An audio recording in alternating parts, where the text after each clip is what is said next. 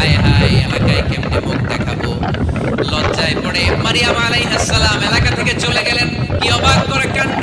বাচ্চা ভূমিষ্ঠ হওয়ার জন্য, বড় হওয়ার জন্য ৬ মাস ৭ মাস লাগে নাই, পেটে বাচ্চা আসার সাথে সাথে বাচ্চাটারে বড় করে দিয়েছে কে?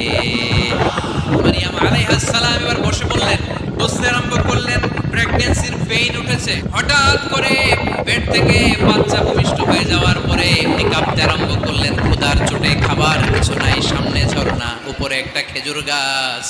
সাইয়েদনা ঈসা আলাইহিস সালামকে কোলে নিয়ে মারিয়াম আলাইহিস সালাম মনে মনে ভাবে, হায় রে, কেউ যদি একটু খেজুর পেড়ে দিত, এই ক্ষুধার মুহূর্তে আমি খেজুর খেয়ে পেটের ক্ষুধা নিবারণ করতাম।